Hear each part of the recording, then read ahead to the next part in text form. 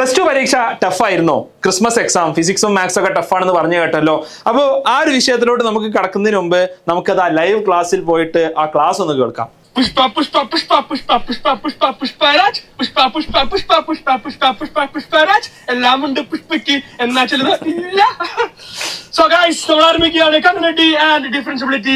Maths live ക്ലാസ്സിന് ഇതിൽ നല്ല തുടക്കം നൽകാൻ പറ്റില്ല. എനിക്ക് വളരെ ഇഷ്ടമാണ് ഇത്തരം ക്ലാസ്സുകളൊക്കെ. Right, ultimately the YouTube lives are becoming some kind of ഷോമാൻഷിപ്പ്.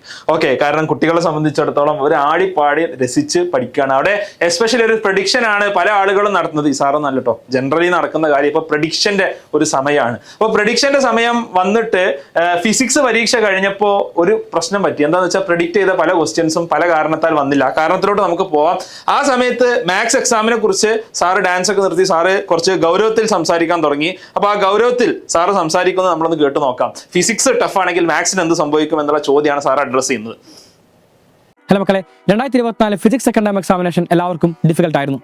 ഈ നിമിഷം എല്ലാവരുടെ മനസ്സിലെ ചോദ്യം എന്ന് പറയുന്നത് മാത്തമാറ്റിക്സും ഇതുപോലെ തന്നെ ആയിരിക്കുമോ, മാത്തമാറ്റിക്സും ഡിഫിക്കൽട്ട് ആയിരിക്കുമോ എന്ന് 100% പറയാൻ വേണ്ടി സാധിക്കും. മാത്തമാറ്റിക്സും ഡിഫിക്കൽട്ട് ആയിരിക്കും.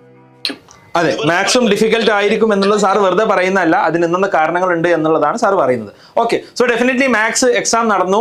മാത്സ് അത്രത്തോളം ഡിഫിക്കൽട്ട് ആയിരുന്നോ? ഞാൻ ഒരുപാട് കുട്ടികളോട് ചോദിച്ചു മാത്സ് ഡിഫിക്കൽട്ട് ആയിരുന്നു. എല്ലാ കുട്ടികളും പറഞ്ഞത് മാത്സ് ഡിഫിക്കൽട്ട് ഒന്നും അല്ലായിരുന്നു, പക്ഷേ പൊതുവേ ചോദിക്കുന്ന പാറ്റേണിൽ നിന്ന് കുറച്ചൊരു ഡിഫറൻസ് ഫിസിക്സിനും മാത്സിനും ഉണ്ടായിരുന്നു എന്നുള്ളതാണ്. കുറച്ചുകൂടി ക്വസ്റ്റ്യൻസ് ചോദിച്ചു എന്ന് മാത്രമല്ല, നമ്മുടെ പ്രഡിക്ഷൻ സിംഹങ്ങൾ പ്രിഡിക്റ്റ് ചെയ്ത പല ക്വസ്റ്റ്യൻസും അതേപോലെ വന്നില്ല. ഇന്ന് രാവിലെ മോനെ സ്കൂളിലാക്കാൻ പോയപ്പോൾ ഞാൻ അജാസ് സാറിനെ കണ്ടു. അപ്പൊ അജാസ് സാറ് കുറച്ച് സങ്കടത്തിലാണ്. അജാസ് സാറ് ചോദിച്ച ചോദ്യങ്ങളൊന്നും വിചാരിച്ച ചോദ്യങ്ങളൊന്നും അത്രയധികം വന്നില്ല എന്നുള്ളതാണ് അജാസ് സാറ് പറഞ്ഞത്. അപ്പോൾ അജാസ് സാർ പറയുന്നത് നിങ്ങളൊന്ന് കേൾക്കാം. മാട്രിക്സ് എന്നുള്ള ചാപ്റ്ററിൽ ഞാൻ എന്നും പറയുന്നതാണ്, സ്ഥിരമായിട്ട് ചോദിക്കുന്ന ഒരു ചോദ്യമാണ് എന്ത്, ഒരു മാട്രിക്സ് തന്നിട്ട് അതിനെ sum of a symmetric and skew symmetric. അതൊന്നും ചോദിച്ചിട്ടില്ല എന്ന് മാത്രമല്ല, ആ മാട്രിക്സിലെ ചോദ്യം നിങ്ങളൊന്ന് ആലോചിച്ച് നോക്ക്. അതൊരു ഔട്ട് ഓഫ് സിലബസോ ടെക്സ്റ്റ് ബുക്കിന്റെ പുറത്തുള്ളതൊന്നുമല്ല, പക്ഷെ ടെക്സ്റ്റ് ബുക്കിൽ വളരെ കൃത്യമായിട്ട് കൺസെപ്റ്റ് ക്ലിയർ ആയി പഠിച്ച് ഒരു ചോദ്യം എങ്ങനെ അപ്ലൈ ചെയ്യണം നിങ്ങൾക്ക് അറിഞ്ഞാൽ മാത്രം ചെയ്യാൻ പറ്റുന്ന ലെവലിലാണ് എന്ത് ചെയ്തിട്ടുള്ളത്. അതെ, അപ്പോ അജാസ് സാർ സാധാരണ പറയാറുള്ള സിമെട്രിക് ആൻഡ് സ്ക്യൂ സിമെട്രിക് മാട്രിക്സുമായി ബന്ധപ്പെട്ട ചോദ്യം വന്നില്ല എന്ന് മാത്രമല്ല, ആ വന്നിട്ടുള്ള ചോദ്യം ഈ സിലബസിന്റെ പുറത്താണോ? അല്ല, പക്ഷെ കൺസെപ്റ്റ് അറിയുന്ന കുട്ടികൾക്ക് കൃത്യമായി അങ്ങനത്തെ കുട്ടികൾക്ക് മാത്രം ചെയ്യാൻ പറ്റുന്ന രീതിയിലുള്ള ഒരു ചോദ്യമാണ് വന്നിട്ടുള്ളത് എന്നാണ് അജാസ് സാർ പറഞ്ഞത്. എന്ന് മാത്രമല്ല, അജാസ് സാർ ഇനി അങ്ങോട്ട് എന്ത് ചെയ്യണം, ഇങ്ങനെയൊക്കെ പരീക്ഷയായി കഴിഞ്ഞാൽ നമ്മൾ പ്രിഡിക്റ്റ് ചെയ്ത ക്വസ്റ്റ്യൻസ് ഒക്കെ വരാതിരുന്നാൽ എന്ത് ചെയ്യണം എന്നുള്ള കാര്യം കൂടി അജാസ് സാർ പറയുന്നുണ്ട്. അത് വളരെ മികച്ചൊരു ഉപദേശമാണ്, അത് നിങ്ങൾ കേൾക്കുക. മക്കളെ, ക്രിസ്മസ് എക്സാം ഇനിയുള്ള അടുത്ത ദിവസങ്ങളിൽ നമുക്ക് കാര്യമായിട്ടൊന്നും ചെയ്യാനില്ല. എന്താണോ ലൈവിൽ പറയുന്നത്, ഇനിയിപ്പോ നിങ്ങൾ ലൈവ് കാണുന്ന എന്താണോ നിങ്ങൾ പഠിക്കുന്നത്, റിവൈസ് ചെയ്യുന്നത്, അത് പഠിച്ചു പോവാ, പ്രാർത്ഥിക്കുക അത് വരുമല്ലോ. പക്ഷേ അപ്പോൾ നമ്മൾ ലൈവിൽ കാണുന്നത് പഠിച്ചു പോകാൻ അല്ലാന്നുണ്ടെങ്കിൽ നമ്മൾ എന്താ വേണ്ടതെന്ന് വെച്ചാൽ പഠിക്കുക, പ്രാർത്ഥിക്കുക. നമ്മൾ പഠിച്ചതിനെ വരും എന്നുള്ളത് പ്രാർത്ഥിക്കുക എന്നുള്ളതാണ് അജാസ് സാറിന് പറയാനുള്ളത്. എന്താണ് കുട്ടികളുടെ ഒപ്പീനിയൻ? കുട്ടികളുടെ ഒപ്പീനിയൻ നമ്മൾ എടുക്കേണ്ട നിർബന്ധമാണല്ലോ. റാണ അഞ്ജു മഷ്റൂഫ് എന്റെ പ്രിയപ്പെട്ട വിദ്യാർത്ഥിനിയാണ്. അവർ പറയുന്നു, അതല്ല ഈ വർഷം ഒരു പ്ലസ് വണ്ണും പ്ലസ് ടുനും മൊത്തം പാറ്റേൺ ചേഞ്ച് ആക്കിയതാണോ എന്ന് അറിയാനായിട്ടാണ്. എന്തായാലും പറയണേ. പിന്നെ ഇത് ക്വസ്റ്റ്യൻ കണ്ടിട്ട് എനിക്ക് തോന്നുന്നു ഓൺലൈൻ ചാനലുകാർക്ക് പണി കൊടുക്കാൻ വേണ്ടി ഇടുന്നതാണോ എന്ന്. അപ്പൊ എന്തായാലും അപ്പോൾ ക്വസ്റ്റ്യൻ കാണുമ്പോൾ റാണക്ക് തോന്നുന്നത് ഓൺലൈൻ ചാനലുകാർക്ക് പണി കൊടുക്കാൻ ഇടുന്നതാണോ എന്നുള്ള. എനിക്ക് അങ്ങനെ തോന്നിയിട്ടില്ല. അപ്പോൾ അൾട്ടിമേറ്റ്ലി എന്താണ് പ്ലസ് ടു പരീക്ഷയ്ക്ക് സംഭവിച്ചത് എന്ന് തുടങ്ങിയിട്ടുള്ള കാര്യമുണ്ട്. It was not that tough. അത്ര വലിയ ടഫ് ആയിട്ടുള്ള എക്സാം. ഞാൻ ഒരുപാട് സ്റ്റുഡൻസിനോട് ചോദിച്ചു ടഫ് ആയിരുന്നോ. ഞാൻ പേപ്പർ നോക്കിയപ്പോൾ എനിക്ക് അത്ര ടഫായി തോന്നിയില്ല. അപ്പോൾ ഞാൻ വിചാരിച്ചു പ്രോബ്ലി എനിക്ക് ടഫാണോ അല്ലേ എന്നുള്ള വിഷയമല്ലോ. അപ്പോൾ കുട്ടികൾക്ക് എന്ത് പഠിപ്പിക്കുന്നു, ഏത് ലെവലിൽ വരുന്നു എന്നുള്ളതാണല്ലോ. അപ്പോൾ അത്രത്തോളം ടഫ് എന്നല്ല. പിന്നെ എന്താ സംഭവിച്ചത്, കുറച്ചുകൂടി ന്യൂമറിക്കൽസ് ചോദിച്ചു. ആ ന്യൂമറിക്കൽസ് അത്ര ഹാർഡൊന്നും ആയിരുന്നില്ല, പക്ഷേ കുറച്ചുകൂടി NCERT ഫോക്കസ്ഡ് ആയിട്ട് പേപ്പർ പോയി.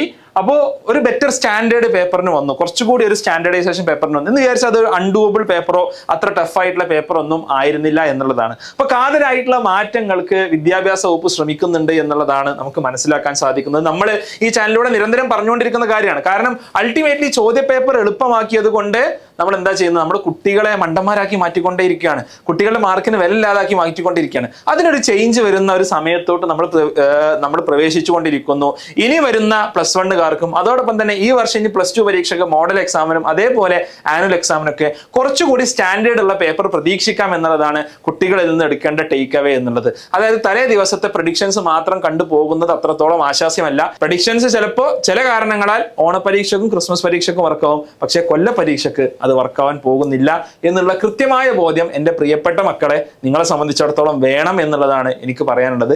നിങ്ങളുടെ ഭാവി നിങ്ങളുടെ കൈകളിലാണ്. നമുക്ക് റിസോഴ്സസ് ഞാൻ നേരത്തെ പറഞ്ഞ പോലെ ഞാൻ ലൈവ് ക്ലാസ്സുകൾക്ക് എതിരോ അല്ലെങ്കിൽ നേരത്തെ ക്വസ്റ്റ്യൻസ് പ്രെഡിക്റ്റ് ചെയ്യുന്നിടത്തൊന്നും ഞാൻ എതിരല്ല. കാരണം അതൊക്കെ ചെയ്യാവുന്ന കാര്യങ്ങൾ, ആൾക്കാർക്ക് ചെയ്യാവുന്ന കാര്യമാണ്, നമുക്കൊന്നും പറയാനൊന്നുമില്ല. എന്ന് മാത്രമല്ല നന്നായി നിങ്ങൾക്ക് ക്ലാസ് എടുക്കുന്ന ഒരുപാട് അധ്യാപകർ നിങ്ങൾക്ക് ഓൺലൈൻ തന്നെ ഉണ്ട്. പക്ഷെ ആ ഒരു തലേ ദിവസത്തെ ഓൺലൈൻ പഠനം മാത്രം എന്നുള്ളത് ഒഴിവാക്കി ഓൺലൈൻ്റെ ആ ഒരു ശക്തി നിങ്ങൾ പരമാവധി ഉപയോഗിക്കാൻ ശ്രമിക്കുക എന്നുള്ളതാണ് എനിക്ക് പറയാനുള്ളത്. ഓൺലൈൻ ആവട്ടെ ഓഫ്ലൈൻ ആവട്ടെ നന്നായി പഠിച്ച് വൃത്തിയായി പഠിച്ച് വേണം പരീക്ഷ എഴുതാൻ. സ്കൂൾ പരീക്ഷ മാറുന്നു. ഇന്നത്തെ പത്രത്തിന് എടുത്താണ് A+ ഇനി കടുക്കും.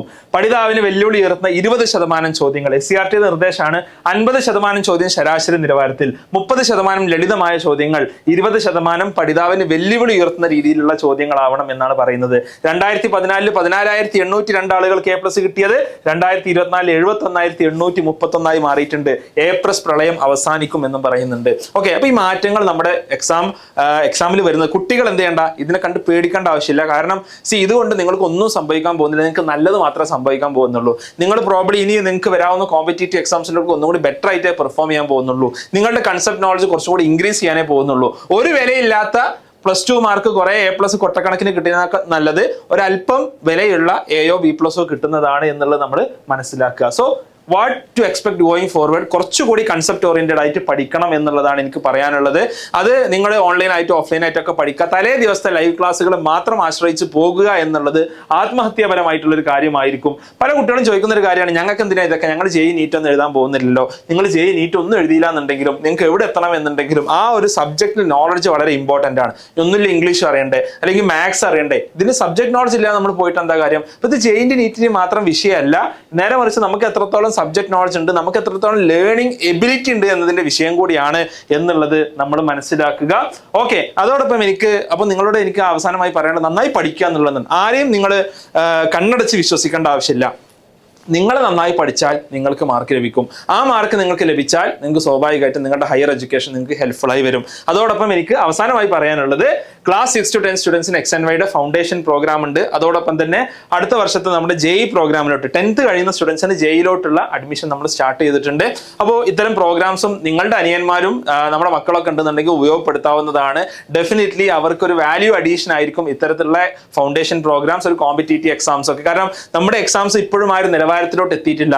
പക്ഷേ നമ്മുടെ കുട്ടികളുടെ ഭാവി നമുക്ക് നശിപ്പിക്കാൻ സാധിക്കില്ലല്ലോ. അപ്പോൾ അതുകൊണ്ട് തന്നെ നമ്മുടെ ഫൗണ്ടേഷൻ പ്രോഗ്രാംസ് മറ്റ് കാര്യങ്ങളൊക്കെ നിങ്ങൾക്ക് എക്സ്പ്ലോർ ചെയ്യാവുന്നതാണ്. അതിനുള്ള ലിങ്ക് കൂടി ഞാൻ താഴെ കൊടുത്തിട്ടുണ്ട്. അപ്പോൾ പരീക്ഷകൾ ടഫ് ആവും എന്നുള്ള ബോധത്തോട് കൂടിയിട്ട് അടുത്തൊരു 2-3 മാസം നന്നായിട്ട് സ്പെൻഡ് ചെയ്യുക എന്നുള്ളതാണ് +1 +2 വിദ്യാർത്ഥികളോടും മറ്റ് വിദ്യാർത്ഥികളോടൊക്കെ പറയാനുള്ളത്.